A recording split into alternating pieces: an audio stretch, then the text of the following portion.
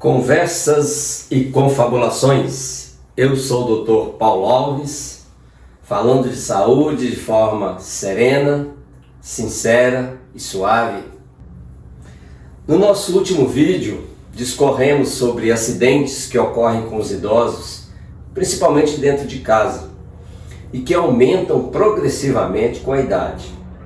E no vídeo de hoje, dando continuidade, nós vamos abordar os mecanismos por trás desses acidentes, entendê-los para preveni-los.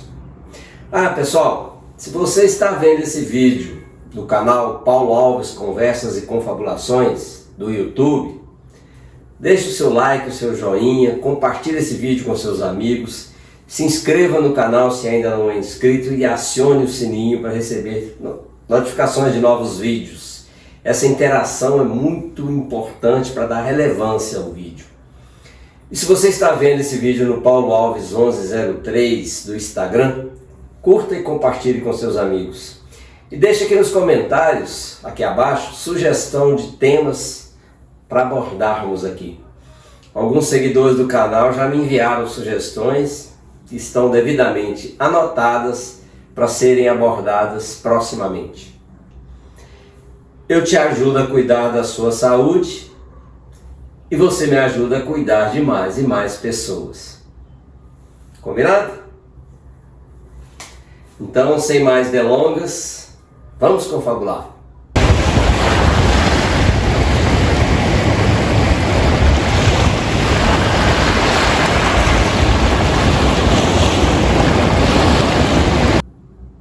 Nós vimos no vídeo anterior que os idosos, embora representem 16% da população brasileira, correspondem a 25% dos atendimentos a traumas nos hospitais. E 75% dessas lesões acontecem dentro de casa e correspondem à queda de altura e à queda da própria altura. Aqui nós temos que levar em consideração as armadilhas que estão nos locais por onde o idoso anda. Fora de casa, as irregularidades dos pisos das calçadas, os desníveis, a precária educação para o trânsito, que contribui para o grande número de atropelamento de idosos nas ruas. E dentro de casa, o idoso cai porque sobe em altura e se desequilibra, porque escorrega em pisos molhados, tropeça em tapetes, em pequenos ressaltos dentro de casa. Nós falamos um pouco disso no vídeo passado. Mas há alterações inerentes à idade e a doenças que surgem com a idade, há efeitos de medicamentos que tornam o idoso mais suscetível a quedas e mais vulnerável a elas. Nós vamos discorrer sobre algumas dessas interações dentro desse espírito de conhecer para prevenir. Primeira causa, distúrbios do labirinto. As pessoas chamam de labirintite. O labirinto é um órgão do ouvido interno que é responsável pelo equilíbrio do corpo. É um órgão oco, cheio de um líquido, com terminações nervosas nas paredes. E esse líquido, ele estimula essas terminações nervosas que conduzem estímulos até o cérebro. O cérebro interpreta esses estímulos e entende em que posição eu me encontro. É isto que me permite, se eu fechar os olhos, saber se eu estou em pé ou se estou deitado, saber em que posição eu me encontro. Se eu estou andando e me escorrego, começo a cair, a variação da posição do líquido dentro do labirinto leva essas informações ao cérebro, que manda a ordem aos músculos responsáveis para a devida correção de posição. Eu estou caindo e me reequilibro. Isso é o que acontece se o labirinto está funcionando normalmente. Mas duas coisas podem acontecer com o envelhecimento. E geralmente acontecem com o envelhecimento. Uma, essa resposta do labirinto à mudança de posição vai ficando mais lenta. O idoso se escorrega, começa a cair, a informação do labirinto até o cérebro vai mais devagar, a resposta do cérebro é mais lenta, e quando o cérebro responde e manda os músculos das pernas corrigirem, já passou da hora, o idoso já caiu. E a outra coisa que acontece é quando o próprio labirinto começa a mandar informações equivocadas, erradas ao cérebro, por problemas do próprio labirinto, doenças do labirinto. Eu estou de pé, andando, e o labirinto está dizendo ao meu cérebro que eu estou torto. Eu estou ereto e o cérebro está recebendo informações de que eu estou caindo. O cérebro manda corrigir o que estava certo. E aí me entorta para o outro lado. Eu estou assim e meu cérebro me faz ficar assim. A pessoa não consegue permanecer de pé, cai mesmo. Quem já teve uma crise de labirinto sabe exatamente o que eu estou dizendo. Eu falei da primeira causa de queda relacionada com o labirinto, mas vou falar de uma segunda. O idoso está mais sujeito a ter quedas de pressão arterial. A artéria que sai do coração e vai para a cabeça, chamada de artéria carótida, tem uma porção inicial do coração que vai até a base da cabeça, onde se bifurca, formando um ramo que vai irrigar a parte externa da cabeça e outro que penetra no cérebro e vai irrigar todo o cérebro. E bem aqui nessa bifurcação, existe uma estrutura do sistema nervoso chamado bulbo carotídeo, que funciona como um sensor de pressão. Esse bulbo está ligado ao cérebro por fibras nervosas. Nós já falamos em vídeos anteriores que o sistema nervoso central participa da regulação da pressão arterial, produzindo contração das artérias. Se a pressão cai, estímulos neurológicos são enviados às artérias, fazendo-as contrair e com isso fazendo a pressão subir. É o bulbo carotídeo com seus sensores que detecta queda de pressão arterial, manda essas informações para o cérebro e o cérebro produz a resposta de contrair as artérias.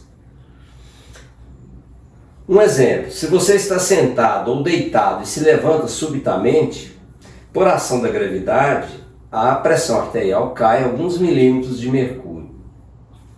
O sensor dos bulbos detectam a queda da pressão e informam isso do cérebro, o cérebro responde, produz a resposta, as artérias se contraem e em questão de 10 segundos a pressão já voltou ao normal. Se você não é idoso, está autorizado a fazer o teste. Depois de ficar uns 5 minutos relaxado, assentado, levanta rapidamente. Pode ser que você sinta um ligeiro torpor, uma sensação de que vai ter uma tonteira, e passa e volta tudo ao normal em segundos. Mas como nós falamos sobre a lentidão de resposta do labirinto no idoso, aqui também a lentidão de resposta causa problemas.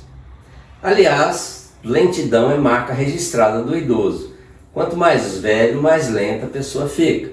Anda devagar, em câmera lenta, o raciocínio é mais lento, tudo fica mais demorado no idoso. Quando o idoso se levanta subitamente de uma posição deitado ou sentado, vai acontecer aquilo, a pressão cai, como em todas as pessoas. Mas aquela sequência, percepção pelo bulbo, informação ao cérebro, resposta cerebral para as artérias do corpo, vai acontecer mais devagar. A pressão cai e demora mais a voltar ao normal. Isso pode causar uma tonteira e até uma queda. Essa condição é comum nos idosos, mas ela ainda pode ser piorada pelo uso de medicamentos, no caso do idoso hipertenso em tratamento. Não por acaso as estatísticas que dizem que 75% das lesões traumáticas do idoso acontecem dentro de casa, as mesmas estatísticas detectaram que 46% dessas quedas se dão no trajeto entre o quarto e o banheiro, principalmente à noite. E é bastante lógico. A pessoa está deitada, dormindo em estado de relaxamento máximo, a pressão arterial está bem baixinha e ela se levanta para ir ao banheiro, por exemplo. O resultado? Queda de pressão, tonteira e queda da pessoa no chão. O idoso está condenado a cair sempre, então? Não necessariamente. Aquelas armadilhas de que falei no início podem ser corrigidas, pelo menos aquelas que estão dentro de casa. Em casa em que vive um idoso, não deveria ter tapete no piso, nem ressaltos, nem pisos molhados. O idoso deve usar um calçado adequado, firme no pé. E é bom se lembrar, o corrimão na parede não é para impedir queda, porque ele não consegue impedir, na verdade. Se o idoso se desequilibra, mesmo que ele se agarre no corrimão, ele não terá força muscular suficiente para evitar uma queda. O corrimão é para a pessoa se apoiar ao se levantar ou para se apoiar enquanto caminha dentro de casa, se for necessário. E para evitar as tonteiras relacionadas com a queda de pressão, o tratamento da pressão arterial, da hipertensão arterial, deve ser feito de forma adequada, evitando-se pressões muito baixas. O seu cardiologista deve ser atento e perspicaz o bastante para conseguir esse efeito. E um cuidado simples vai diminuir o risco de queda dentro de casa. Levantar-se calmamente, apoiando-se na cadeira, esperar alguns segundos para começar a caminhar, dar tempo de a pressão que caiu voltar ao normal. Ao se levantar da cama, sentar-se, permanecer sentado por alguns segundos, para depois se levantar, se pôr de pé, esperar mais um pouco, e fazendo isso conseguiremos diminuir bastante os riscos. Além do que falamos até aqui, existem muitos outros fatores, como iluminação da casa, baixa acuidade visual do idoso, o uso de medicamentos que diminuem a tensão e causam relaxamento. Mas para falar de tudo o vídeo ficaria muito longo. Use, portanto, o bom senso. E se você é idoso ou é cuidador de um idoso, aí incluídos os familiares, precisa entender que o idoso é uma pessoa que está perdendo habilidades físicas sem a adequada percepção de que isso esteja acontecendo. Fique atento. Se você tem menos de 60 anos, vá aprendendo, vá se exercitando, vá exercitando o autocuidado, vá se preparando para viver sozinho, que essa é a tendência. Seja porque o percentual de crianças e de jovens em relação à população em geral só diminui com o tempo, seja porque os laços afetivos estão cada vez mais fracos. Os idosos do futuro terão poucos filhos adultos para cuidar deles, ou não terão filho nenhum. O adulto de hoje, com 2 filhos, um ou nenhum, enfrentará essa dificuldade quando for idoso. Lógico que não estou dizendo com isso que você deva ter filhos por causa disso.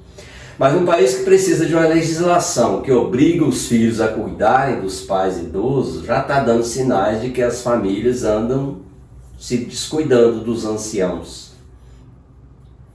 Eu vejo cada vez mais densas nuvens cobrindo o sol. Obrigado pela companhia até aqui. Não se esqueçam de dar o seu like, de compartilhar esse vídeo com seus amigos, acionar o sininho para receber novas notificações e de deixar sugestões nos comentários, se você assim o quiser. Fiquem com Deus e até o próximo vídeo. Eu sou o Dr. Paulo Alves, médico cardiologista.